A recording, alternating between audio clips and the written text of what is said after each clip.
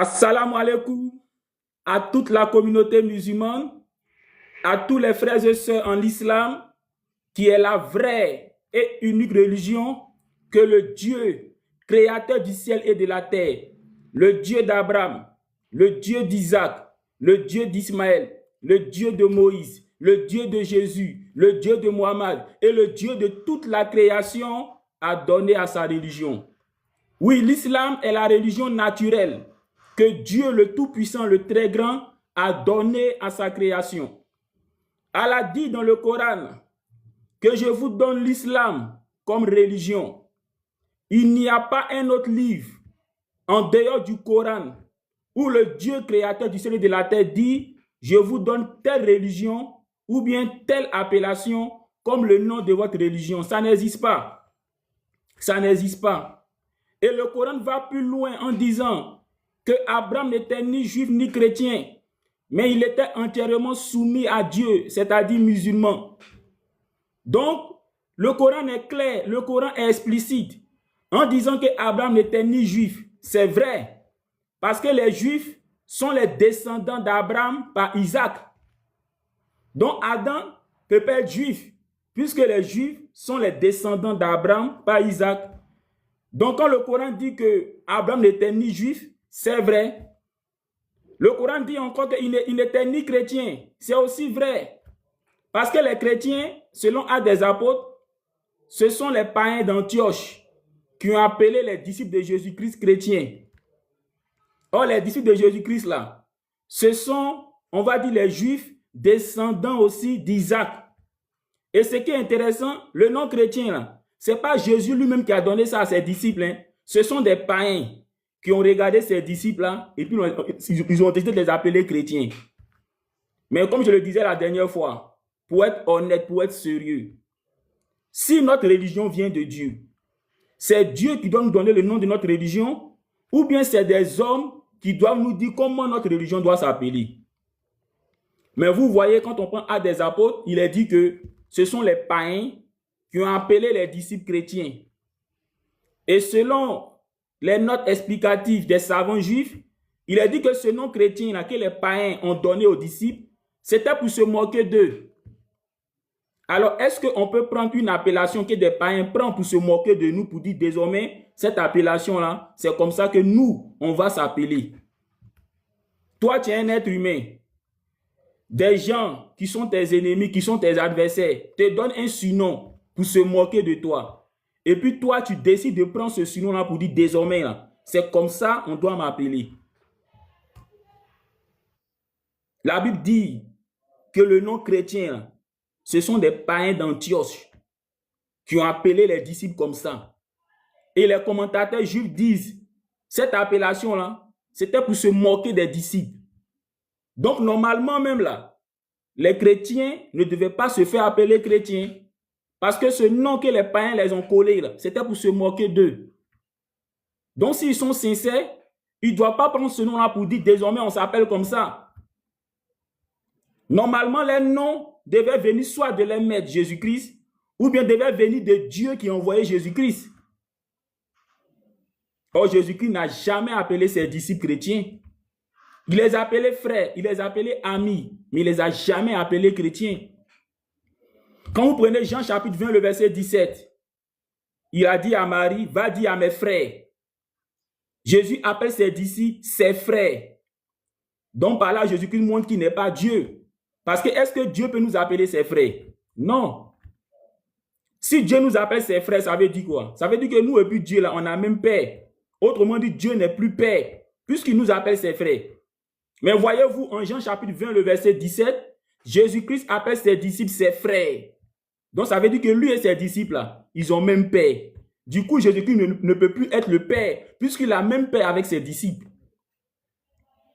Vous voyez. Mais ce qui est intéressant, Jésus-Christ n'a jamais appelé ses disciples chrétiens.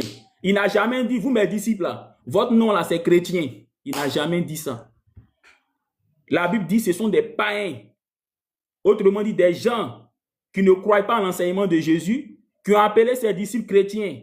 Et selon les commentateurs juifs, c'était pour se moquer des disciples de Jésus. Et aujourd'hui, il y a des gens qui se font appeler chrétiens, c'est-à-dire une appellation, un surnom que les gens prennent pour vous donner, pour se moquer de vous, c'est ça, vous prenez pour dire désormais, là, c'est comme ça que nous, on va s'appeler. Est-ce que vous, là, vous êtes sérieux? Est-ce que vous êtes sérieux? Et comme je l'ai dit hier, tous ceux qui se disent chrétiens aujourd'hui, là, Jésus ne les reconnaît pas. Aucun de ceux qui se disent chrétiens aujourd'hui, là, Jésus ne les reconnaît. Jésus ne reconnaît aucun de tous ceux qui se disent chrétiens aujourd'hui. Avec les preuves bibliques à l'appui, hein, Jésus ne les reconnaît pas. Quand vous prenez Matthieu chapitre 16, le verset 13 à 17, la Bible nous explique sur quoi l'église de Jésus-Christ, la communauté de Jésus-Christ est bâtie. Matthieu chapitre 16, le verset 13 à 17. Jésus demande à ses disciples, pour vous là, qui je suis? Simon-Pierre répond, tu es le Christ, le Fils de Dieu. Et Jésus lui dit, tu es heureux Simon, parce que c'est mon Père qui est dans les cieux qui t'a révélé cela. Pendant que Jésus est sur la terre, il dit à Simon, c'est mon Père qui est dans les cieux. Donc pour Jésus-Christ, pendant que lui il était sur la terre, le Père était où? Le Père était au ciel, il n'était pas sur la terre. Mais mes frères chrétiens vont jusqu'à mentir pour dire que le Père était sur la terre. Jésus dit à Simon, c'est mon Père qui est dans les cieux. Pendant que lui, Jésus est sur la terre, il dit à Simon, c'est mon Père qui est dans les cieux qui t'a révélé cela. Donc pendant que Jésus est sur la terre, le Père n'était pas avec lui sur la terre physiquement. Le Père était dans les cieux et c'est depuis les cieux qu'il a révélé à Simon qui Jésus-Christ est, qu'il est le Christ. Et le mot Christ, ça veut dire quoi? Les chrétiens le savent, le mot Christ là, son synonyme là, c'est oint. Donc le mot Christ peut être remplacé par le mot oint. Quand à l'église, les pasteurs disent je suis oint, je suis oint, je suis oint là, son synonyme là, c'est ça qui est Christ. Quand il parle de l'onction qui est sur ma vie, l'onction là, c'est ça qu'on appelle Christ. On peut dire aussi Messie, on peut dire aussi Machia, c'est la même chose, on appelle ça des synonymes. Le mot Christ signifie celui-là que Dieu a choisi. Donc quand Simon dit à Jésus, tu es le Christ, il est en train de dire que tu es le choisi de Dieu, tu es celui-là que Dieu a choisi. 1 Corinthiens 11:3, Paul dit, Dieu est le chef de Christ. Donc Christ a un Dieu qui est son chef.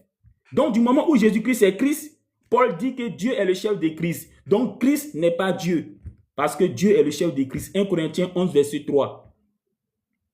Jésus dit, tu es le Fils de Dieu, il ne dit pas tu es Dieu. Il dit Jésus-Christ encore. Simon-Pierre dit à Jésus, tu es le Christ, le Fils de Dieu. Il ne dit pas tu es Dieu, il dit le Fils de Dieu. Toi qui m'écoutes, est-ce que ton fils c'est toi? Est-ce que ton fils c'est toi? Donc est-ce que le Fils de Dieu c'est en même temps Dieu? Ça n'a pas de sens. De la même manière que ton fils n'est pas toi là, c'est de cette manière aussi que le Fils de Dieu aussi n'est pas en même temps Dieu. Maintenant, si pour vous, Fils de Dieu veut dire Dieu, sachez que dans la Bible, il y a beaucoup de fils de Dieu. Genèse chapitre 6, le verset 1 à 2. Les anges sont appelés fils de Dieu. Donc si pour vous, fils de Dieu veut dire Dieu, là, c'est que les anges qui sont appelés fils de Dieu, on va dire quoi? Ils sont Dieu aussi. Soyez sérieux. Luc chapitre 3, le dernier verset, Adam est appelé fils de Dieu. Donc si pour vous, fils de Dieu veut dire Dieu, là, c'est que Adam, il est Dieu aussi. Soyez sérieux. Matthieu chapitre 5, le verset 5, Jésus dit, tous ceux qui font la paix sont fils de Dieu. Donc tous les croyants, là, hein, selon Jésus-Christ, ils sont fils de Dieu. Donc si pour vous, fils de Dieu veut dire Dieu, là, c'est que tous les croyants, là, ils sont Dieu aussi. Soyons sérieux. Donc fils de Dieu ne veut pas dire Dieu. Sinon les anges qui sont appelés fils de Dieu seraient Dieu. Sinon Adam qui est appelé fils de Dieu serait Dieu. Fils de Dieu, c'est fils de Dieu. Point barre. Et dans la Bible, quand on dit que nous sommes des fils de Dieu, c'est pour dire simplement que nous sommes des créatures de Dieu. Parce que Dieu, là, il n'a pas de femme. Dieu, là, il n'accouche pas.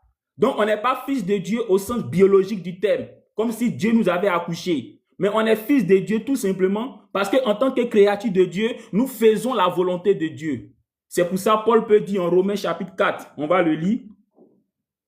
Romains, on va le lire, Romains, le verset 12. On va le lire.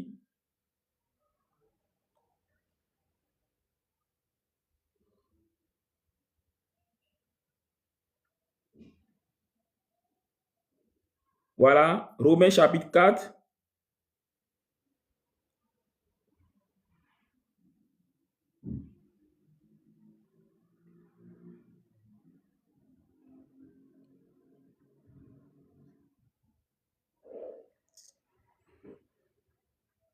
Un instant, ma Bible est en train de bugger.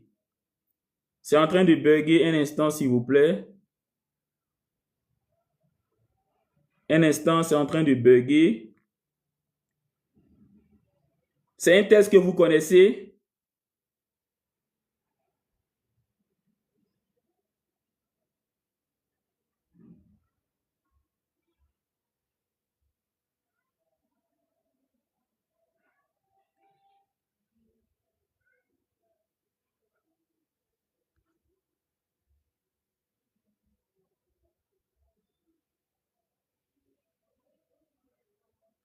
Je vais prendre une autre Bible parce qu'elle est en train de bugger.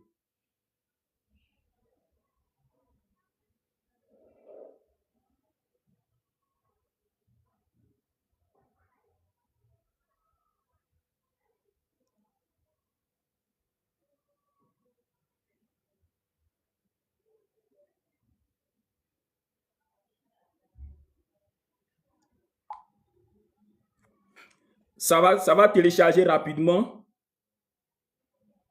Voilà. Donc, on va prendre Romains chapitre, on va le lire rapidement.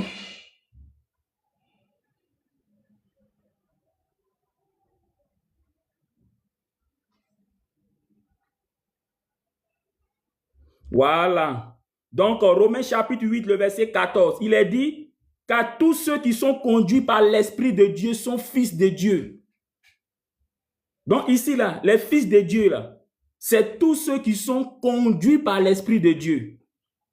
Vous voyez? Donc, quand la Bible dit que quelqu'un est fils de Dieu, là, c'est pour dire simplement que la personne fait la volonté de Dieu. C'est tout.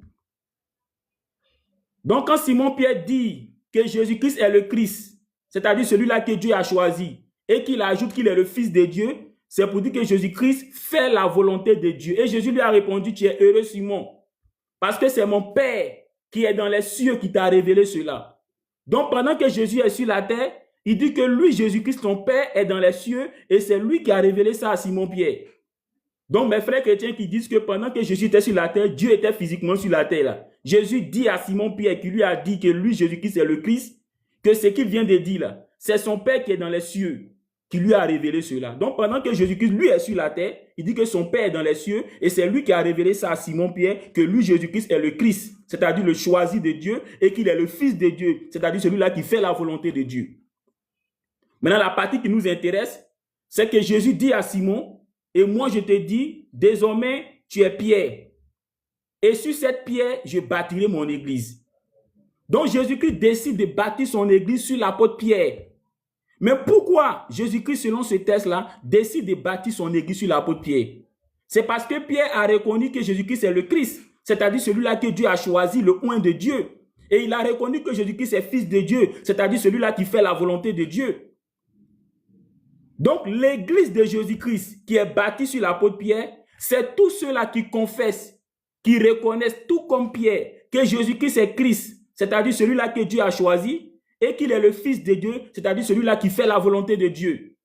Mais malheureusement,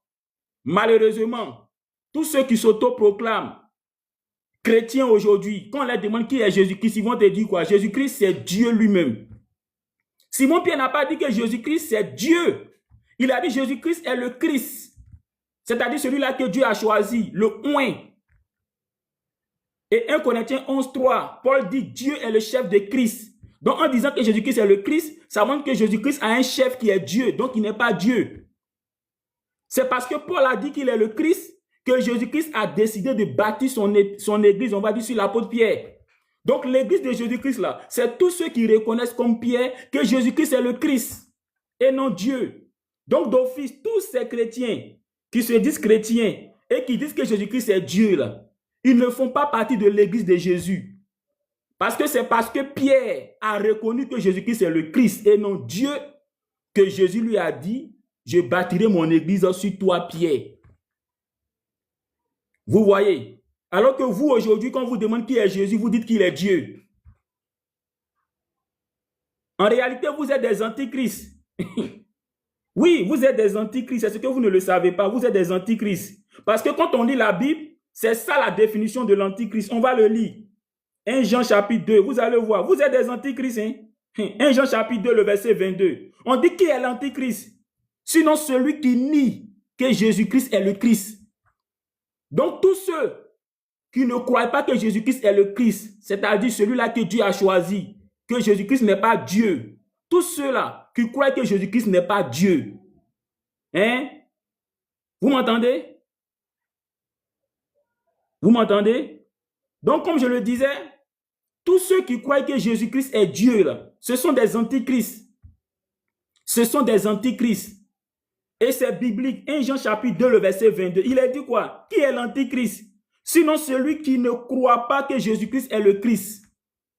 Donc l'antichrist, là, il ne reconnaît pas que Jésus-Christ est le Christ, c'est-à-dire celui-là que Dieu a choisi, le oint de Dieu.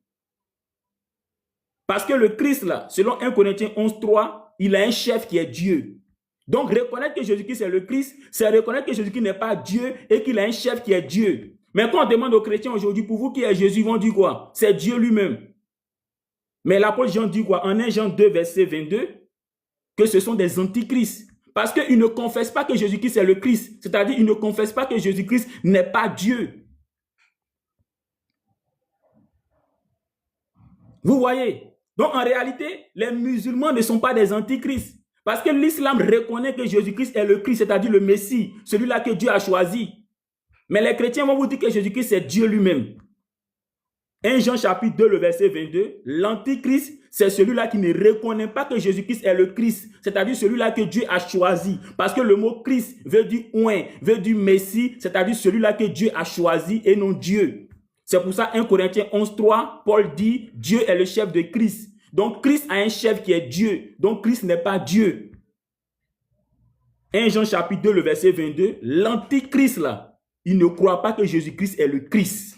Autrement dit, il ne croit pas que Jésus-Christ n'est pas Dieu. Or, aujourd'hui, les chrétiens, dans leur esprit, Jésus-Christ est Dieu. Donc, ce sont des antichrists.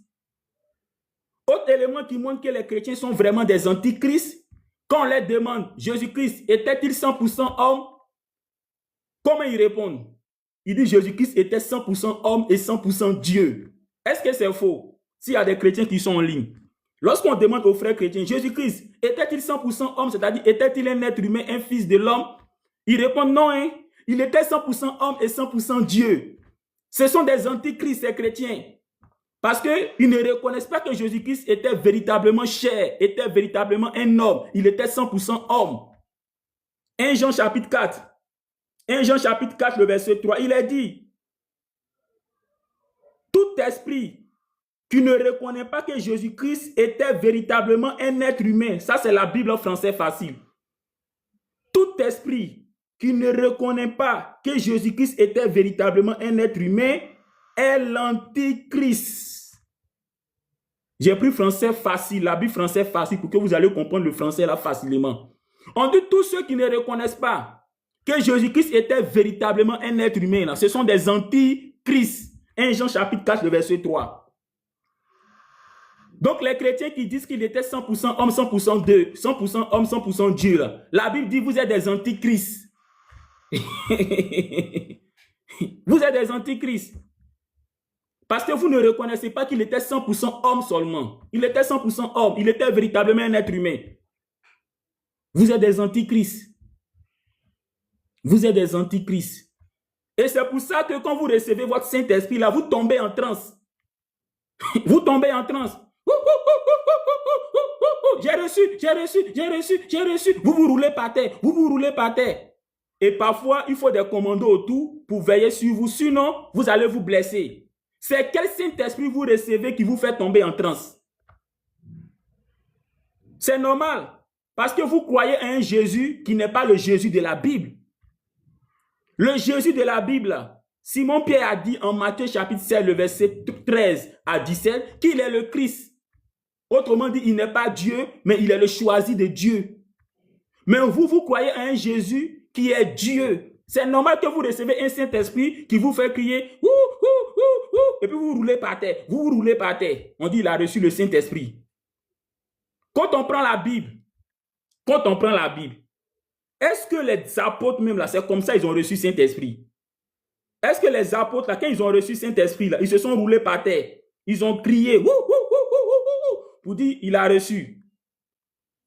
Prenons Jean chapitre 20. Jean chapitre 20.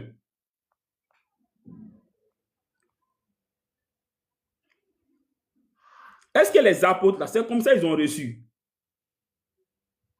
Il est dit, Jean chapitre 20, le verset 22. Il est dit, et Jésus souffla sur les disciples en disant, recevez le Saint-Esprit. Quand Jésus a soufflé sur les disciples et qu'il a dit, recevez le Saint-Esprit, ils ont reçu, personne n'est tombé en transe. Aucun d'eux n'est tombé en transe. Mais vous, les soi-disant chrétiens d'aujourd'hui, vous recevez un Saint-Esprit qui vous fait tomber en transe, vous vous roulez par terre. On dit non, c'est parce que vous êtes faible, c'est pour ça que vous tombez en transe. Mais les apôtres, là, ils étaient faibles aussi. La preuve en est que le jour où ils ont attrapé Jésus, là, et tous ils ont fui. Et tous ils ont fui, ils étaient faibles. Mais pourtant, quand ils ont reçu le Saint-Esprit, quand Jésus-Christ a soufflé sur eux, Jean chapitre 20, le verset 22, il a dit, recevez le Saint-Esprit en soufflant sur eux. Ils ne sont pas tombés en transe. Jésus lui-même, quand il a reçu le Saint-Esprit lors de son baptême au Jourdain, Matthieu chapitre 3, le verset 16 à 17, l'Esprit est descendu sur lui. Il n'est pas tombé en transe. Maintenant, vous, c'est quel Saint-Esprit vous recevez puis vous tombez en transe? Aujourd'hui, on comprend.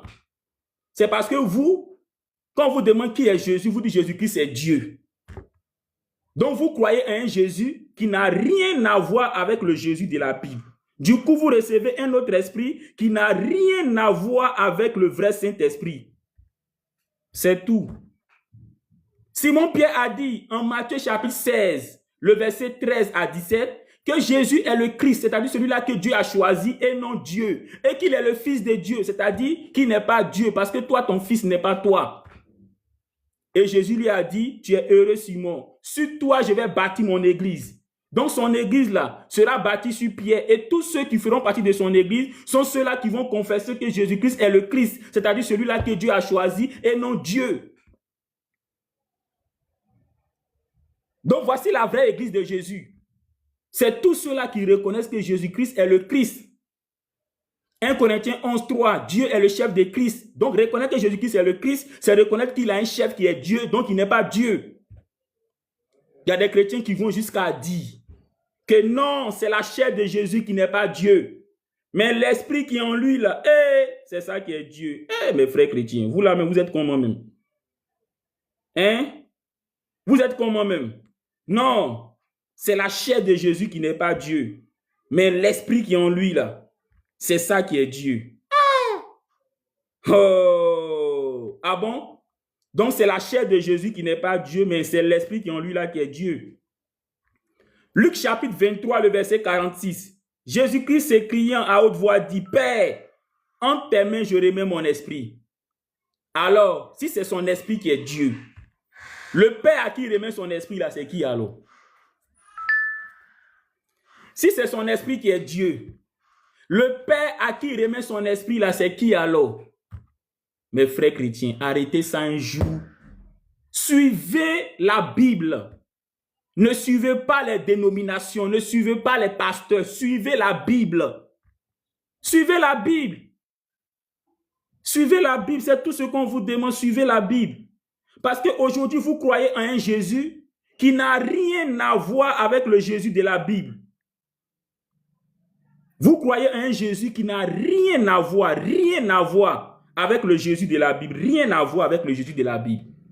Votre Jésus là, il est Dieu. Alors que le Jésus de la Bible est le Christ, il n'est pas Dieu. Le mot Christ veut dire oint, c'est-à-dire celui-là que Dieu a choisi. Avant Jésus-Christ, il y a eu beaucoup de oint. David était oint, donc il était un Christ. David n'était pas Dieu. Tous les rois en Israël, ils étaient des oints, c'est-à-dire des Christ. Ils n'étaient pas Dieu. Jésus-Christ aussi est Christ, c'est-à-dire un oint, celui-là que Dieu a choisi. Il n'est pas Dieu. Il n'est pas Dieu. Il n'est pas Dieu. Donc, pour faire partie de l'église de Jésus-Christ, selon Matthieu chapitre 16, le verset 13 à 17, il faut confesser comme Pierre que Jésus-Christ est le Christ, c'est-à-dire le oint, c'est-à-dire le Messie. Autrement dit, celui-là que Dieu a choisi et non Dieu.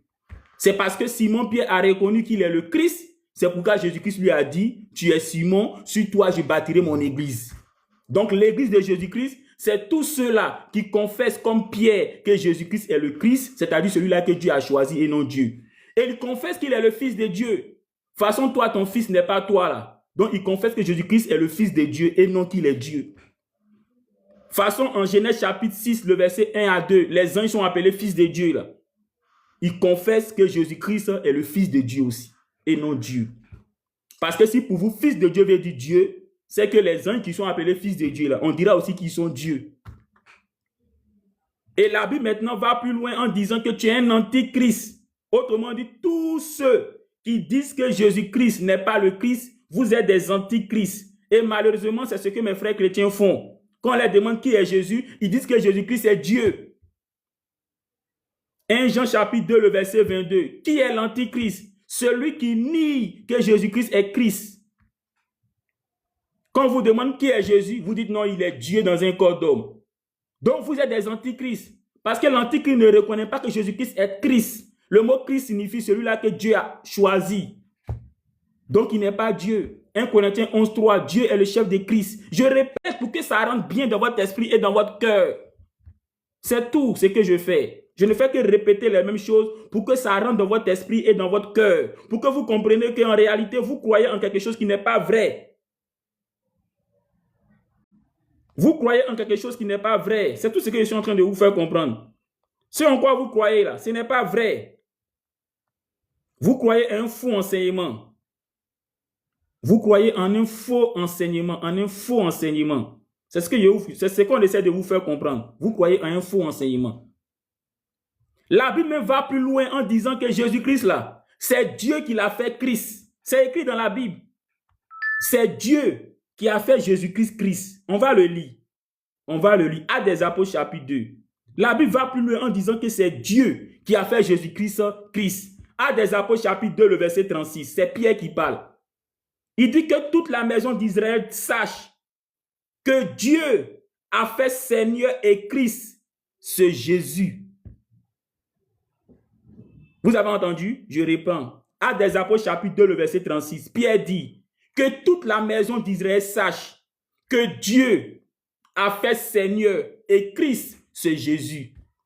Donc Jésus-Christ est devenu Christ. Il n'a pas toujours été Christ. Il est devenu Christ. Et qui l'a fait Christ? C'est Dieu qui l'a fait Christ. Vous comprenez? C'est Dieu qui l'a fait Christ. Est-ce que Dieu là, on peut le faire Christ? Et du moment où c'est Dieu qui l'a fait Christ, ça veut dire quoi? Il fut un temps où Jésus-Christ n'était pas Christ. Mais c'est lorsque Dieu l'a fait Christ qu'il est devenu Christ. Actes des Apôtres chapitre 2, le verset 36. Ce Jésus, Dieu l'a fait Christ. Donc Jésus-Christ est Christ par la permission de Dieu. C'est Dieu qui l'a fait. Est-ce que Dieu là, quelqu'un peut le faire? Est-ce que quelqu'un peut faire Dieu? Est-ce que quelqu'un peut faire Dieu? Mais Jésus-Christ, c'est Dieu qui l'a fait. Et il a fait Christ. Le mot Christ signifie oint, celui-là que Dieu a choisi. Donc c'est Dieu qui l'a choisi. 1 Corinthiens 11, 3, Dieu est le chef de Christ. Donc vous comprenez maintenant pourquoi le Saint-Esprit que vous recevez à l'église qui vous fait tomber en transe là. Vous comprenez maintenant, non? Parce que dans la Bible, les gens ont reçu le Saint-Esprit, ils ne sont pas tombés en transe. Vous qui dites que Jésus-Christ est Dieu, là, vous recevez un autre Saint-Esprit qui vous fait tomber en transe. Vous comprenez maintenant, non? Vous comprenez maintenant, non, les frères chrétiens? Pourquoi votre Saint-Esprit là vous fait tomber en transe? Vous comprenez maintenant, non? Jésus a reçu le Saint-Esprit quand il s'est baptisé, il n'est pas tombé en transe. Les apôtres ont reçu, ils ne sont pas tombés en transe. Maintenant, vous qui dites que Jésus-Christ est Dieu, contrairement aux apôtres qui n'ont pas dit que Jésus-Christ est Dieu, là, vous recevez un Saint-Esprit qui vous fait tomber en transe. Vous comprenez maintenant, non? Vous comprenez maintenant, non? Et le comble, c'est que vous parlez en langue que personne ne comprend. Vous parlez en langue que personne ne comprend. Vous parlez en langue que personne ne comprend. Pourtant, on prend Actes des Apôtres chapitre 2, le verset 1 à 6. Quand les apôtres ont parlé en langue, ce jour-là, on dit tous les Juifs qui étaient venus de partout, les Juifs qui parlent grec, qui parlent arabe, tous les Juifs qui étaient venus de partout, chacun les comprenait dans sa propre langue. Au point où ils étaient surpris, mais attends, ceux-là, ne sont-ils pas des Galiléens? Mais comment se fait-il que quand ils parlent là, on les comprend chacun dans notre langue? Mais vous, que ce soit Lebrocheko, que ce soit Ribababa, que ce soit Ribochaka, vous ne comprenez pas et ceux qui sont autour de vous ne comprennent rien. Vous là, c'est quel parler en langue vous avez? Vous avez quel parler en langue? Donc vous comprenez maintenant, non? Pourquoi votre parler en langue là, vous ne comprenez pas et puis personne ne comprend? C'est parce que vous croyez en un faux Jésus qui n'est pas le Jésus de la Bible. Le Jésus de la Bible, là, en Jean chapitre 20, le verset 17, il dit, « Je monte vers mon Dieu et votre Dieu. » Le Jésus de la Bible, là, il a son Dieu qui est aussi notre Dieu. Le Jésus de la Bible, là, lui et nous, là, on a même Dieu. Mais vous voyez Jésus, là, c'est lui qui est en même temps Dieu. C'est pour ça votre parler en langue, là, vous ne comprenez pas et puis personne ne comprend. C'est pour ça votre Saint-Esprit, là, quand vous recevez, vous tombez en transe, alors que dans la Bible, ceux qui recevaient le vrai Saint-Esprit ne tombaient pas en transe. Vous comprenez maintenant, non? Vous comprenez, non? Réveillez-vous. Réveillez-vous. Maintenant, le dernier verset pour décourager tous ceux qui pensent qu'ils sont chrétiens, c'est le verset de Apocalypse chapitre 21, le verset 9, 12 à 14. Ça même, ça montre que tous ceux qui sont chrétiens aujourd'hui, là, oh, c'est comme un Ivoirien qui dit il est américain, alors qu'il n'a pas de nationalité américaine. C'est comme ça vous êtes. Selon la Bible, selon Jésus. Parce que Apocalypse, là, selon Apocalypse chapitre 1, le verset 1 à 3, c'est la révélation que Dieu a donnée à Jésus. Donc, c'est une révélation que Jésus a reçue de la part de Dieu. Donc, ça montre qu'il n'est pas Dieu. Sinon, le Dieu qui lui a donné cette révélation-là, c'est qui alors? Alors, regardons ce que Apocalypse dit au chapitre 21. Apocalypse chapitre 21. Regardons ce que Apocalypse chapitre 21 dit. Le verset 9 d'abord pour savoir. Au verset 9, il est dit, « Et l'un des 7 anges qui avait eu les 7 coupes pleines de 7 dernières plaies vint et me parla en disant, « Viens ici, je te montrerai l'épouse, la femme de l'agneau. » Donc Jean a vu un ange qui lui a dit, « Viens ici, je vais te montrer l'épouse de Jésus. » Or, tous les chrétiens savent que l'épouse de Jésus, là, c'est l'Église. Hein?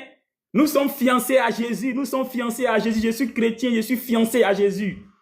Donc, quand on parle de l'épouse de Jésus, là, on parle de l'Église. On parle de la communauté de l'Église. Maintenant, continuons avec le verset 12. Cette épouse-là, voilà les caractéristiques. Au verset 12, il est dit, « Elle avait une grande et haute muraille. Elle avait 12 portes. Et sur ces 12 portes était inscrit le nom des 12 tribus d'Israël. » On dit l'épouse de Jésus-Christ là. Hein? Autrement dit son église là. L'église de Jésus-Christ là. Pour entrer dans cette église là, il y a 12 portes. Et sur ces 12 portes sont inscrits le nom des 12 tribus d'Israël. Vous comprenez? On dit l'épouse de Jésus-Christ. Autrement dit l'église de Jésus-Christ. La fiancée de Jésus-Christ. On dit pour entrer là. Hein, dans l'église de Jésus-Christ, il y a 12 portes. Selon Apocalypse chapitre 21, le verset 9, précisément le verset 12, il y a 12 portes. Et sur ces 12 portes sont inscrits le nom des 12 tribus d'Israël. Prenez un exemple. On dit il y a une maison. Pour rentrer là, il y a 2 portes. Et sur chaque porte, ils ont mis Ivoirien, Ghanéen. Ça veut dire quoi? Ça veut dire que pour entrer dans cette maison-là, il faut être soit Ivoirien, soit Ghanéen. C'est ce que ça veut dire. Donc, l'épouse de Jésus-Christ, l'église de Jésus-Christ, là, du moment où les 12 portes, là, qui donnent accès à cette église-là, sur ces 12 portes, il y a le nom des 12 tribus d'Israël. Ça veut dire que pour faire partie de l'église de Jésus-Christ, de l'époux de Jésus-Christ, il faut au moins faire partie des 12 tribus d'Israël. Autrement dit, il faut être israélite. Donc, vous comprenez, non, pourquoi on vous dit que Jésus-Christ n'est pas venu pour tout le monde, là. Jésus est venu seulement pour Israël. Jésus est venu pour Israël. Apocalypse chapitre 21, le verset 9, le verset 12. L'épouse de Jésus-Christ, l'église de Jésus-Christ. Pour avoir accès, il y a 12 portes. et sur ces 12 portes sont inscrits le nom des 12 tribus d'Israël. Autrement dit, pour entrer, pour faire partie de l'épouse, pour faire partie de l'église de Jésus, il faut au moins faire partie des 12 tribus d'Israël. Donc, si tu n'es pas israélite, tu es disqualifié d'avance. Donc, tous ceux qui ne sont pas israélites, qui disent, on est dans l'église de Jésus-Christ là, vous ressemblez à un Ivoirien qui dit qu'il est américain, alors qu'il n'a pas de nationalité américaine.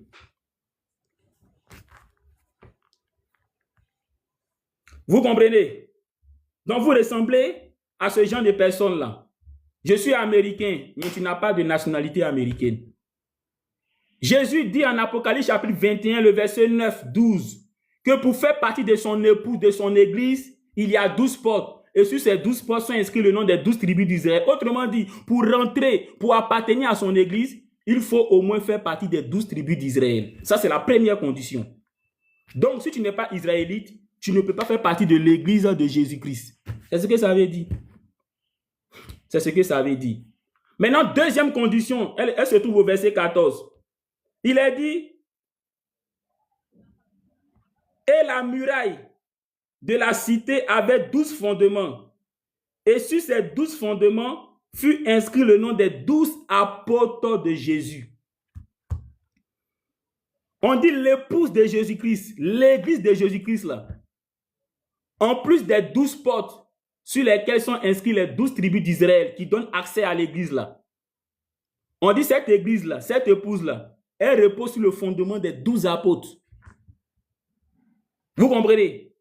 On dit cette église-là repose sur le fondement des 12 apôtres. Autrement dit, en plus d'être israélite, en plus d'appartenir au moins à une tribu d'Israël, il faut croire à l'enseignement des apôtres. Et quel apôtre? Des 12 apôtres. Et non des 13 apôtres. En parlant des 12 apôtres, c'est pour dire quoi? L'apôtre Paul n'est pas dedans. Parce que les 12 apôtres, il n'y a pas Paul dedans. Or, la plupart des églises évangéliques, leur doctrine, c'est basé sur les écrits de l'apôtre Paul.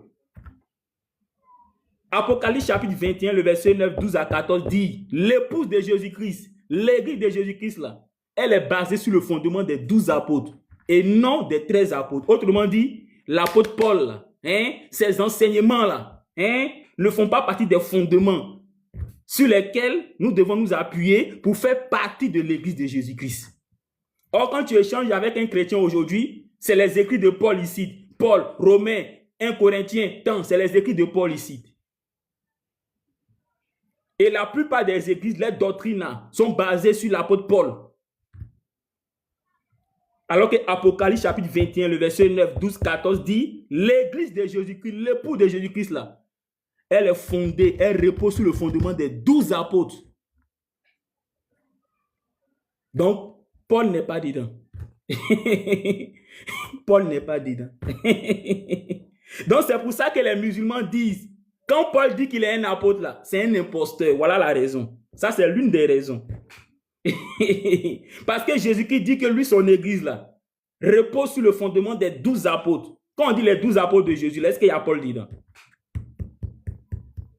Or, Paul dit qu'il est apôtre. Donc, il est devenu apôtre comment? Alors que Jésus-Christ dit en Apocalypse chapitre 21, le verset 9, 12 à 14, que lui, son église, son épouse, repose sur le fondement des 12 apôtres. Vous voyez? Il y a beaucoup de choses comme ça auxquelles vous ne faites pas attention en tant que chrétien.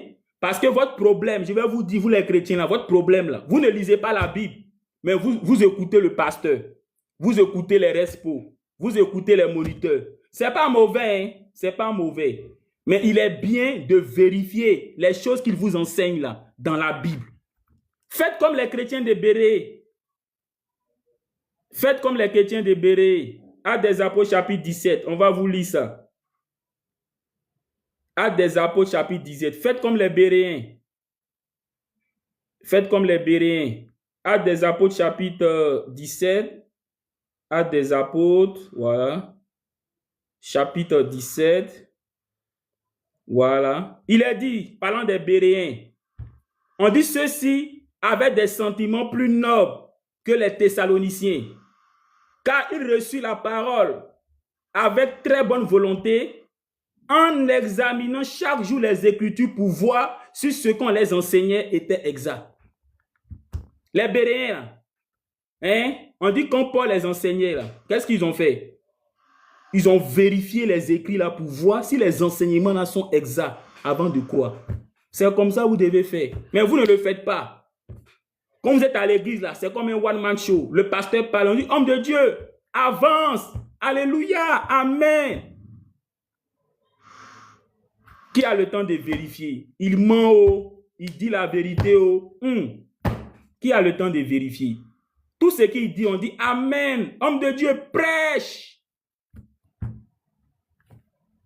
Révélation. Vous ne vérifiez rien. Vous ne vérifiez rien. C'est votre problème qui est là. Vous ne vérifiez rien. Actes des Apôtres, chapitre 17, le verset 11, on dit les Béréens, là, hein? Quand on les enseignait, là, ils vérifiaient. On vient, on vous enseigne à l'église, Jésus-Christ est Dieu. Mais quand vous prenez votre Bible, est-ce que Jésus-Christ vous a une fois dit je suis Dieu? Mais vous croyez en ça parce que le pasteur a dit, parce que le respo a dit, parce que le moniteur a dit. Vous croyez. Quand vous lisez votre Bible, vous voyez Jésus-Christ dit Dieu m'a envoyé. Vous voyez, hein, il dit Dieu m'a envoyé. À l'église, on vous dit il est Dieu. Dans la Bible, il dit Dieu m'a envoyé. Mais on prend qui? On prend pour la Bible ou bien on prend pour le pasteur, pour le respo, pour le moniteur? S'il dit Dieu m'a envoyé, c'est qu'il est l'envoyé et qui est l'envoyé? C'est Dieu qui est l'envoyé. Est-ce que l'envoyé peut être en même temps l'envoyé?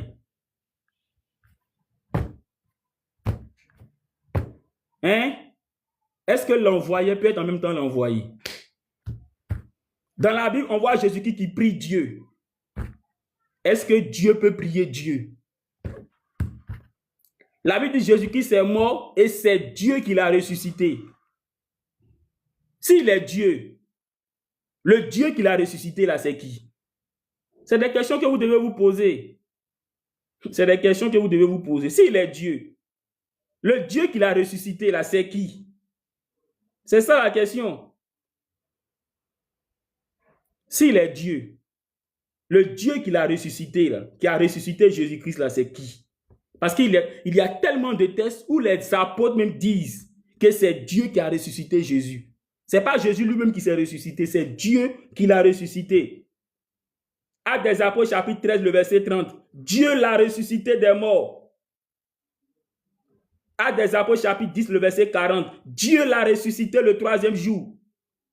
Actes des Apôtres, chapitre 5, le verset 30. Le Dieu de nos pères a ressuscité Jésus. Actes des Apôtres, chapitre 4, le verset 10. Dieu l'a ressuscité d'entre les morts. C'est Dieu qui l'a ressuscité. Mais il est Dieu. Le Dieu qui l'a ressuscité, là, c'est qui alors? Est-ce que quelqu'un peut ressusciter Dieu? Autrement dit, si Dieu ne l'avait pas ressuscité, là, Jésus serait dans le tombeau. Est-ce que ça veut dire? Ou bien vous ne comprenez pas? Si Dieu n'avait pas ressuscité Jésus-Christ, là, Jésus-Christ allait rester dans la tombe. Est-ce que ça veut dire? Donc il a fallu que Dieu le ressuscite pour qu'il sorte. Ou bien vous ne comprenez pas? On dit que c'est Dieu qui l'a ressuscité. Donc si Dieu ne l'avait pas ressuscité, là, il serait où aujourd'hui? Il serait dans la tombe.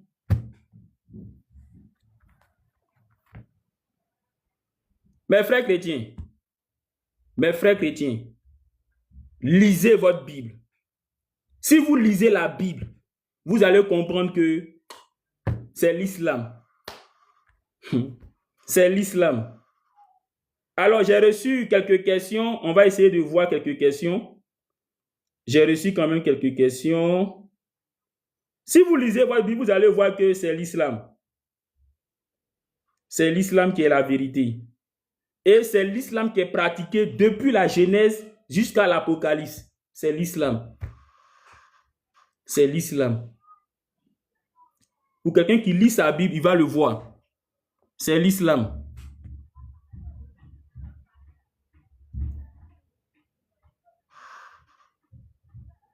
Il y a tellement de tests. Hein. J'aime de voir les questions que les gens m'ont envoyées.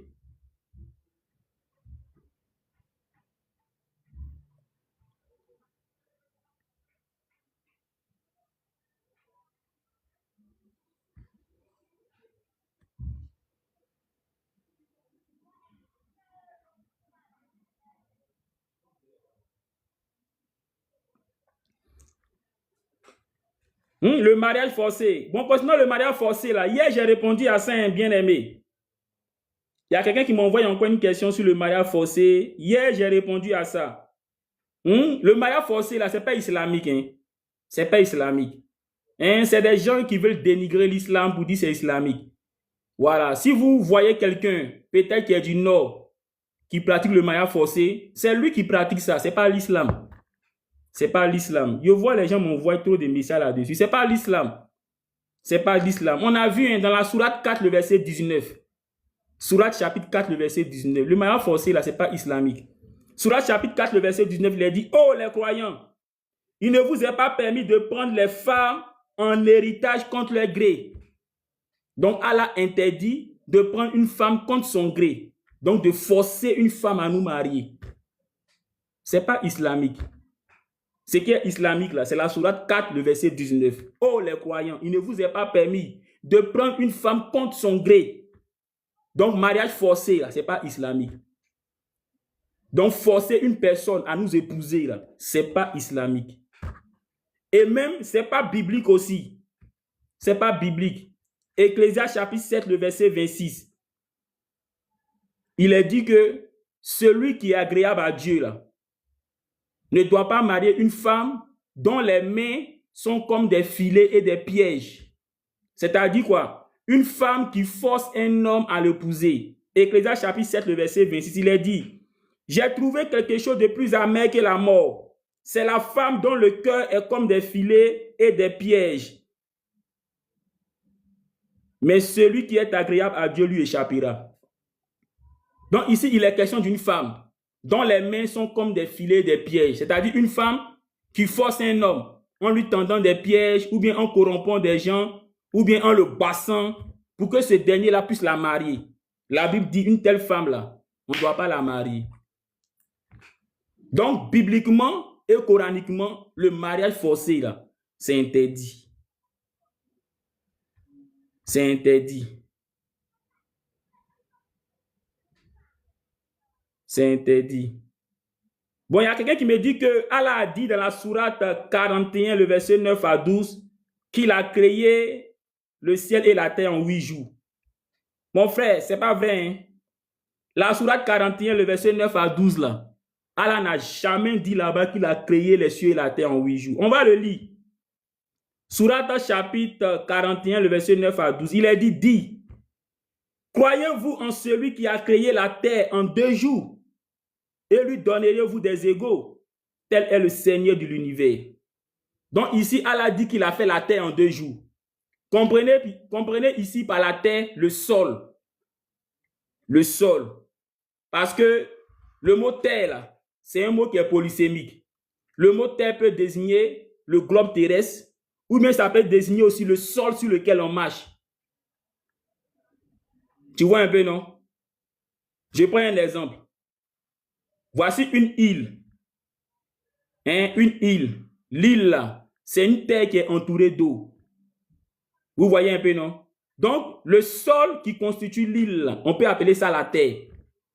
Maintenant, l'eau qui entoure l'île, on ne peut pas appeler ça la terre. On va appeler ça l'eau. Donc, le mot terre là, peut désigner soit le sol ou bien le globe terrestre. Mais dans la sourate 4, dans la sourate 41, le verset 9 à 12, là, quand Allah dit au verset 9, c'est lui qui a créé la terre en 2 jours, il parle ici du sol. Il a dit le sol sur lequel nous marchons, là, le relief, les montagnes, les collines. Il dit il a fait ça en 2 jours. Et au verset 10, il dit, il a placé sur la terre des montagnes fermes au-dessus d'elles et il a béni. Et il a réparti avec équité ses nourritures en 4 jours. Donc, après avoir dit au verset 9 qu'il a fait la terre, c'est-à-dire le sol, en 2 jours, au verset 10, Allah dit, il a fait les reliefs, donc la terre, ainsi que les ressources de la terre, c'est-à-dire les plantes, les animaux, il les a fait en 4 jours. Donc ici, les 4 jours là, prennent en compte les 2 jours que Allah a pris pour faire la terre, c'est-à-dire le sol. Je répète. Au verset 9, Allah dit, il a fait la terre en 2 jours. Le mot terre ici, ça désigne le sol sur lequel on marche. Parce que le mot terre là, est un mot polysémique. Ça peut désigner le globe terrestre ou encore ça peut désigner le sol ferme, le sol ferme. Donc ici, quand Allah dit qu'il a créé la terre en 2 jours, il parle du sol, il parle du relief, les montagnes, les collines, il a fait ça en 2 jours. Et maintenant au verset 10, il dit, il a fait la terre, c'est-à-dire les montagnes, hein, et tout ce qui est au-dessus d'elle, c'est-à-dire, comme on appelle ça, les collines, il les a fait, et en plus de ça, il a fait aussi ses ressources naturelles en 4 jours. Donc les 4 jours là, prend en compte quoi? Selon le verset 10, ça prend en compte le temps que Allah a pris pour faire les montagnes, c'est-à-dire les reliefs, et aussi le temps qu'il a pris pour faire les ressources naturelles. C'est ça qui fait les 4 jours là. Donc dans les 4 jours là, on a les 2 jours qu'il a pris pour faire quoi? La terre, c'est-à-dire le sol avec les reliefs. Je prends un exemple, vous allez comprendre. Vous allez comprendre. Parfois, il faut prendre les exemples qui on se comprend bien. Quelqu'un vous dit, j'ai fait la fondation de ma maison en 2 jours. Et la maison, je l'ai fait en 4 jours. Je reprends. Quelqu'un vous dit, j'ai fait la fondation de ma maison en 2 jours. Et la maison, je l'ai fait en 4 jours. Vous avez compris? J'ai fait la fondation de ma maison en 2 jours. Et la maison, je l'ai fait en 4 jours. Question. En combien de jours a-t-il fait sa maison? Répondez.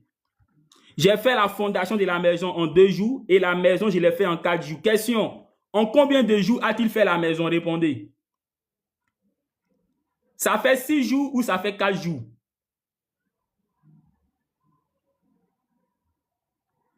Ça fait 4 jours. Pourquoi ça fait 4 jours et non 6 jours? Il dit qu'il a fait la fondation en 2 jours et la maison en 4 jours. Donc la fondation, là, il a fait ça en 2 jours, mais la maison, il l'a fait en 4 jours. Or, la maison, là, quand on dit j'ai fait la maison en 4 jours, là, on ne peut pas faire une maison sans faire la fondation. Donc, en disant j'ai fait la maison en 4 jours, là, ça veut dire les 2 jours qu'il a pris pour faire la fondation, là, font partie des 4 jours, là. Parce que la maison, c'est la fondation, plus tout ce qui est sur la fondation, c'est ça qui fait la maison. Donc, quand quelqu'un dit j'ai fait la fondation en 2 jours et la maison en 4 jours, si on demande combien de temps il a pris pour faire, c'est 4 jours. Parce que pour faire la maison, il faut faire la fondation. Donc, en disant qu'il a fait la fondation en 2 jours et la maison en 4 jours, donc les 4 jours de la maison là, hein, englobe les 2 jours qu'il a pris pour faire la fondation. Parce que qui dit maison, qui dit aussi fondation. Donc, dans cette sourate là, la sourate 41 là, la sourate 41, le verset 9 à 12 là, Allah dit au verset 9, il a pris 2 jours pour faire la terre, c'est-à-dire le sol ferme. Et au verset 10, il dit, il a fait les montagnes ainsi que les ressources naturelles en 4 jours. Or, les montagnes font partie de quoi? Les montagnes font partie du relief. Donc, ça veut dire quoi? Dans les 4 jours là, hein, font partie les 2 jours qu'il a pour faire la terre, c'est-à-dire le sol, c'est-à-dire les reliefs là. C'est ce qu'on appelle une superposition en français. Donc, en disant, j'ai fait la terre en 2 jours, Allah parle du relief, Allah parle du sol. Et au verset 10, en disant, après avoir fait les montagnes, ainsi que, comment on appelle ça, le sol ferme, j'ai assigné les ressources naturelles en 4 jours. Donc, ici, les 4 jours là, étant donné qu'il dit au verset 10, qu'avant d'assigner les ressources naturelles, il a fait les montagnes ainsi que les reliefs. Donc, ça veut dire quoi? Dans les 4 jours là, il y a les 2 jours qu'il a pour faire la terre là-dedans.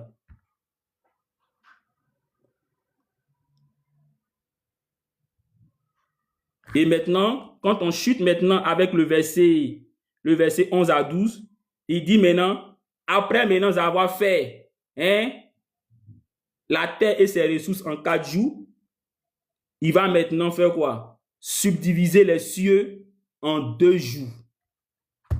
Donc, ça fait 6 jours. Ça fait 6 jours. Ça fait 6 jours.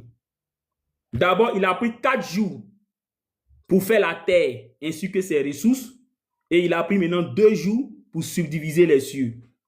Et les 4 jours qu'il a pris pour faire la terre et puis ses ressources là, dans ces 4 jours là, il a pris 2 jours dedans pour faire la terre, c'est-à-dire les montagnes et le sol ferme. C'est pour ça au verset 10, au verset 9, il dit qu'il a fait la terre en 2 jours. Ici, il parle du sol ferme, il parle des reliefs. Il parle des reliefs. Donc, les 4 jours dont parle le verset 10, où Allah dit qu'il a pris pour faire la terre et les ressources naturelles, hein? Ces 4 jours-là prennent en compte les 2 jours qu'il a pris pour faire la terre, c'est-à-dire les montagnes ainsi que les reliefs. De la même manière que quelqu'un dit, j'ai pris 2 jours pour faire la fondation de ma maison et 4 jours pour faire la maison. 4 jours, là, ça prend en compte les 2 jours qu'il a pris pour faire la fondation. Donc, c'est le même français qui est utilisé là. On appelle ça la superposition. C'est une figure de style, la superposition. Et maintenant, Allah dit, après maintenant qu'il ait pris 4 jours pour faire la terre et les ressources naturelles, il va maintenant prendre 2 jours pour subdiviser les cieux. Donc, ça fait 6 jours. Donc, ce verset-là, c'est un verset qui ne dit pas que Allah a fait les cieux et la terre en 8 jours. Mais je connais bien ce verset-là. Très souvent, ceux qui veulent dénigrer l'islam utilisent ça pour tromper la vigilance des musulmans. Pourtant, le verset ne dit pas ça. Ici, c'est la superposition. Il a fait la terre en 2 jours. La terre, comprenez par la terre le sol, c'est-à-dire les montagnes, les reliefs. Il a fait ça en 2 jours. Et au verset 10, Allah dit, il a fait la terre, c'est-à-dire les montagnes, les reliefs, ainsi que les ressources naturelles de la terre en 4 jours. Donc, dans les 4 jours, là, il faut prendre en compte les 2 jours qu'il a pour faire les montagnes, c'est-à-dire les reliefs. Autrement dit, la terre, là, ça y est dans les 4 jours. Et maintenant, au verset 11 à 12, après maintenant qu'il ait pris 4 jours pour faire la terre, ainsi que les ressources naturelles, il dit maintenant qu'il a pris 2 jours en plus pour faire quoi? Pour faire les cieux. Donc, ça fait 6 jours. Ça fait 6 jours. Voilà qui est clair, quoi. Si vous n'avez pas compris, je peux répondre. Hein? Si vous n'avez pas compris, je peux répondre. Voilà qui est clair. Sinon, il n'y a pas de contradiction. Il n'y a aucune contradiction. Il n'y a aucune contradiction. Aucune. Aucune contradiction. Alors, je vais prendre encore une autre question.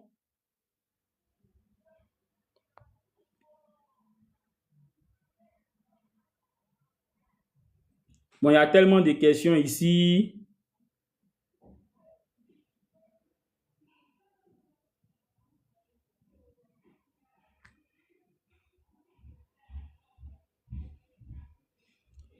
Expliquez-moi la sourate 10, le verset 92.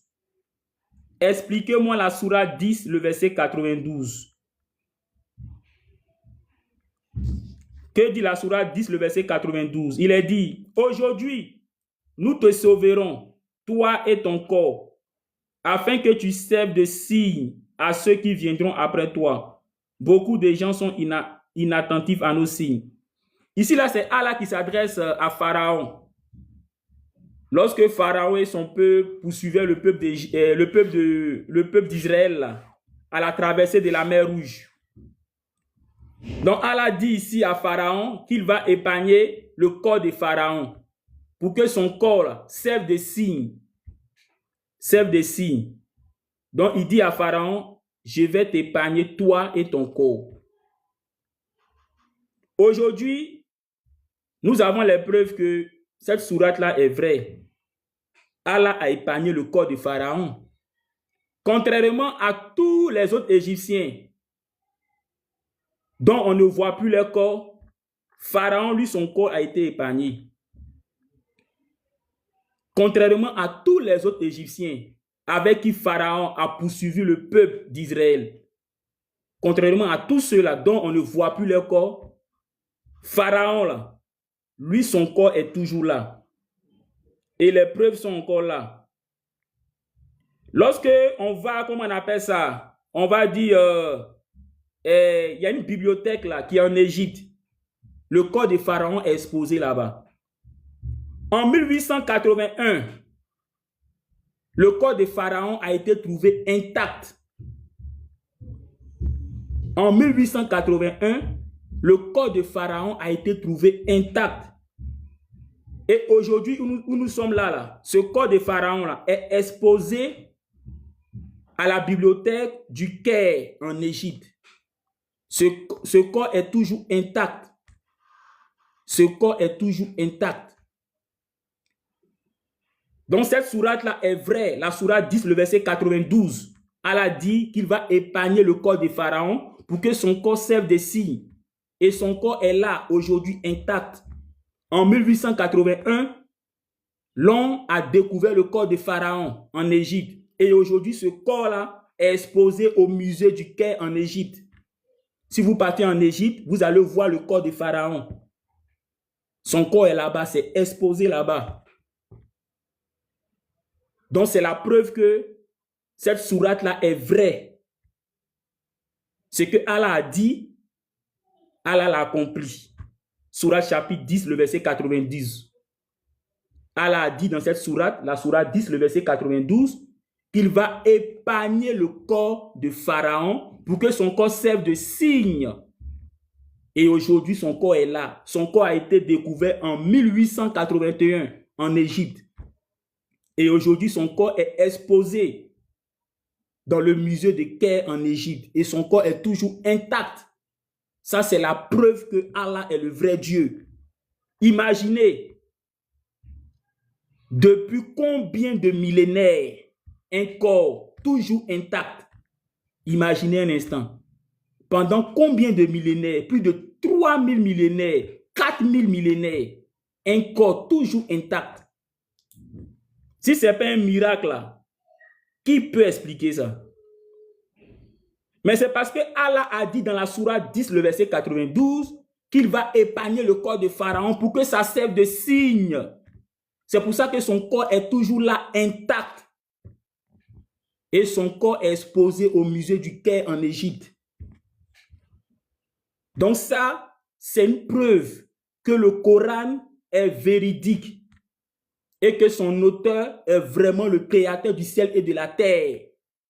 Parce que si quelqu'un veut mettre en doute cette déclaration d'Allah, va en Égypte, va au musée du Caire d'Égypte, tu vas voir le corps de Pharaon intact pour dire que ce que Allah a dit, Allah a accompli. Ce que sa bouche a dit, sa main l'a accompli.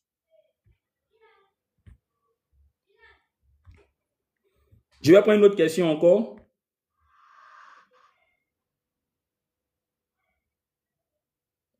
Expliquez-moi la sourate 18, le verset 86. Sourate 18, verset 86. Il est dit, et quand il eut atteint le couchant, il trouva que le soleil se couchait dans une sous-sol bouilleuse. Et après d'elle, il trouva une peuplade. Nous dîmes à Ozulkana, où tu les as châtis et tu uses de bienveillance à leur égard. Sourate chapitre 18, le verset 86. Je reprends. Et quand il eut atteint le couchant, il trouva que le soleil se couchait dans une sous-sol bouilleuse. Et après d'elle, il trouva une peuplade, c'est-à-dire un peuple impie. Et nous dit, ô Zulkanan, où tu les châties, où tu uses de bienveillance à leur égard. Ah oui, il demande à ce qu'on explique ça. Cette source bouilleuse là, dans laquelle le soleil se couche. Ici, là, ce n'est pas Allah qui dit. Ici, ce n'est pas Allah qui dit que le soleil se couche dans une source bouilleuse. Ce n'est pas ce que la sourate dit. La sourate est précise, hein, sourate 18, verset 86. Il est question d'un certain Zulkanan. Il est question d'un certain Zulkanan. Il est dit, il trouva que le soleil se couchait dans une source bouilleuse. Le il, ce n'est pas mis pour Allah, c'est mis pour Zulkanal. Donc ici, il s'agit de Zulkanal qui trouva que le soleil se couchait dans une sous-sol bouilleuse. Donc ici, on relate le point de vue de Zulkanan et non le point de vue de Allah. Le récit est clair. Hein? On dit quand il eut atteint le couchant, il là, ce n'est pas Allah, c'est Zulkanan selon le même verset. quand il eut atteint le couchant, le il là, c'est mis pour Zulkarnain, il trouva que le soleil se couchait dans une source bouillie. Donc, c'est Zulkarnain qui observe quelque chose. Ce n'est pas Allah qui dit que le soleil se couche dans une source bouilleuse, mais c'est Zulkarnain qui observe quelque chose. Donc, ici, là, ce n'est pas Allah qui dit que le soleil se couche dans une source bouilleuse. C'est Zulkarnain. Ce qui est clair. En tout cas, lui qui a posé la question là, si tu me suis, voilà ça. Ici, ce n'est pas Allah qui dit que le soleil se couche dans une source bouilleuse, mais le verset est clair. Il est dit, il eut atteint le couchant, il trouva, il a s'est mis pour qui? Le même verset dit, oh Zulkarnain. Donc c'est Zulkarnain. Tu vois un peu, non? Je prends un exemple. Je écris un livre et puis je dis, Jean-Luc. Vous me suivez, non? J'écris un livre et puis je dis, Jean-Luc a vu le soleil se coucher dans une source bouilleuse. En disant, Jean-Luc a vu le soleil se coucher dans une source bouilleuse. Est-ce que celui qui est en train d'écrire le livre, là, c'est lui qui dit que le soleil se couche dans une source bouilleuse, ou bien c'est Jean-Luc qui a vu le soleil qui se couche dans une source bouilleuse? Celui qui a écrit là, il ne fait que relater ce que Jean-Luc a vu. Donc ici, là, Allah ne fait que rapporter les propos de qui? Zulkarnain. C'est pour ça qu'il est dit, il vit que le soleil se couchait dans une source bouilleuse. Donc c'est Zulkarnain qui a vu, donc c'est Zulkarnain qui voit ça. Ce n'est pas Allah qui dit que le soleil se couche dans une source bouilleuse. Non. Non, c'est clair. C'est clair. Et quand il eut atteint le couchant, il trouva que le soleil se couchait dans une source bouilleuse. Donc ici, c'est Zulkarnain qui fait ce constat. Ce n'est pas Allah qui dit que le soleil se couche dans une source bouilleuse. Vous voyez. Et pour ceux qui sont déjà partis à la plage, ce constat de Zulkarnain, c'est un constat que tous ceux qui vont à la plage voient. Lorsque le soleil se couche, quand tu regardes, on va dire sur l'océan, tu as l'impression que, voilà, quand tu regardes à l'horizon, c'est comme si le soleil se couchait dans une source bouilleuse. Donc, Allah ne fait que relater ce que Zulkarnain a vu. C'est tout. Allah ne fait que relater ce que Zulkarnain a vu. Il y a quelqu'un qui me demande d'expliquer, ça c'est l'un des commentateurs du live, il dit d'expliquer Jean chapitre 14, le verset 6. Jean 14, le verset 6, là. Bon, on va expliquer ça.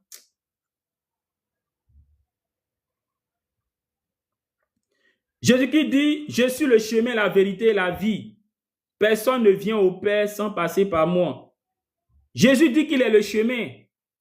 Il n'est pas la destination. Parce que le chemin qui mène à l'aéroport n'est pas l'aéroport. Il est le chemin, mais qui est la destination? C'est le Père. Donc ici, il montre qu'il est le chemin qui mène au Père et non qu'il est le Père. Tu vois, bien aimé, il dit, je suis le chemin. Personne ne vient au Père sans passer par moi. Donc on vient à qui? On vient au Père. Mais on passe par qui? On passe par lui. Parce qu'il est le chemin, il n'est pas la destination. Il est le chemin, mais il n'est pas la destination. Voilà qui est clair. Encore une fois, partagez surtout aux frères chrétiens. Partagez surtout aux frères chrétiens. Il est le chemin, il n'est pas la destination. On vient au Père, mais on passe par qui? On passe par lui. Il est le chemin. Le chemin qui mène à l'aéroport n'est pas l'aéroport. Il est le chemin. Maintenant, si pour toi, quand Jésus-Christ dit qu'il est le chemin, ça veut dire que quelles que soient les époques, c'est lui qu'on doit suivre. Là, en ce moment-là, il faut bien lire la Bible. Parce que quand Moïse était là, tous ceux qui ont cru à Moïse et qui sont morts là, est-ce qu'ils n'auront pas au paradis? Les David, les Salomon, les Isaïe, tous ceux-là qui ont cru en Moïse là, les Élie, ils ne vont pas aller au paradis parce qu'ils ont cru en Moïse, ils n'ont pas cru en Jésus. Parce qu'ils n'ont pas connu Jésus. Hein. Jésus n'était pas là à leur époque. Eux, ce qu'ils avaient, c'était la loi de Moïse.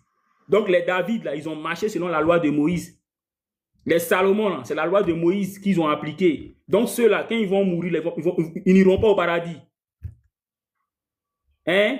Donc c'est pour dire quoi? Tous ceux qui ont marché selon Moïse, là, iront au paradis.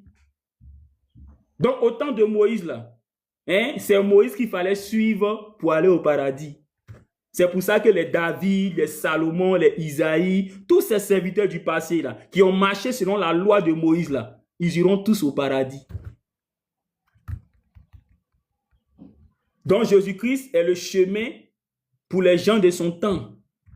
Tout comme Moïse était le chemin aussi pour les gens de son temps.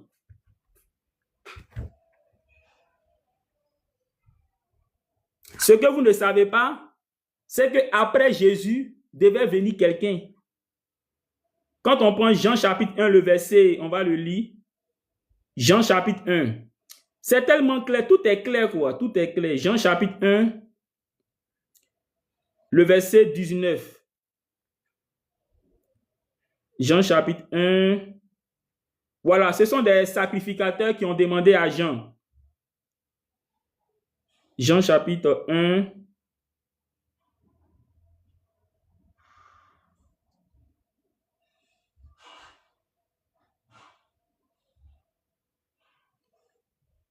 Il est dit, à partir du verset 19 à 21, on dit, et c'est ici le témoignage de Jean. Lorsque les Juifs envoyaient de Jérusalem des sacrificateurs et des Lévites pour lui demander, toi qui es-tu? Es-tu le Christ? Es-tu Élie? Ou es-tu le prophète? Donc ici, là, il ressort qu'au temps de Jean, les gens attendaient trois personnes. Ils attendaient Élie, ils attendaient le Christ et puis ils attendaient le prophète. Ils ont demandé à Jean, es-tu Élie? Es-tu le Christ? Ou es-tu le prophète? Donc ils attendaient trois personnes. Élie, ou le Christ, ou le prophète. La Bible dit que c'est Jean-Baptiste qui est Élie. Donc Élie, là, c'est Jean-Baptiste. Et quand Jean-Baptiste est venu, quand il a fait son ministère, il a annoncé quelqu'un qui devait venir après lui, le Christ. Et la Bible dit que c'est Jésus qui est le Christ. Et quand Jésus vient, qu'est-ce qu'il fait? Il dit qu'il faut que lui parte pour qu'un consolateur arrive. Donc il annonce quelqu'un qui doit venir après son départ. C'est-à-dire le prophète. Parce qu'en Jean chapitre 1, le verset 19 à 21, ils ont demandé à Jean, es-tu Élie, es-tu le Christ ou es-tu le prophète? Donc ils attendaient Élie ou le Christ ou le prophète. Quand Élie, Jean est venu, il a annoncé le Christ, qui est Jésus. Donc quand Jésus arrive, normalement il doit annoncer qui? Il doit annoncer le prophète. Et quand on prend Jean chapitre 7, le verset 7, Jésus dit, il faut qu'il parte pour que le consolateur vienne. Donc le consolateur ne peut pas être le Saint-Esprit. Parce que pendant que Jésus était là, le Saint-Esprit était là. Or, le consolateur, c'est lorsque Jésus va partir qu'il va venir. Donc, pendant que Jésus est là, le consolateur n'est pas là. C'est après le départ de Jésus qu'il va venir. Donc, le consolateur peut pas être le Saint-Esprit, car le Saint-Esprit était déjà là. Quand Jésus fut baptisé, il avait déjà le Saint-Esprit. Le Saint-Esprit était déjà là. Les apôtres, Jésus a soufflé sur eux, recevaient le Saint-Esprit. Ils avaient déjà le Saint-Esprit. Or, le consolateur, Jésus dit, il faut que lui parte pour qu'il vienne. Donc, ça ne peut plus être le Saint-Esprit, puisqu'ils avaient déjà le Saint-Esprit. Donc, tout comme Élie, Jean a annoncé le Christ, quand le Christ est venu, lui aussi il annonce le prophète, c'est-à-dire le consolateur qui doit venir après lui. Bon, on va s'arrêter là pour aujourd'hui. On va s'arrêter là pour maintenant. Ce soir, Inch'Allah, voilà, je compte être avec Oustad Diané, mon père spirituel. Donc, quand je serai avec lui, Inch'Allah, on va faire un live si Allah le permet. Encore une fois, que Allah vous bénisse. Qu'il vous accorde vraiment la baraka, qu'il se souvienne de vous pour le bien. Et surtout, n'oubliez pas de partager. On a créé un nouveau compte YouTube. Le compte YouTube, c'est Ibrahim Jean-Luc. C'est le même nom que celui-là. Donc, vous pouvez aller vous abonner sur le compte YouTube Ibrahim Jean-Luc. Ibrahim Jean-Luc.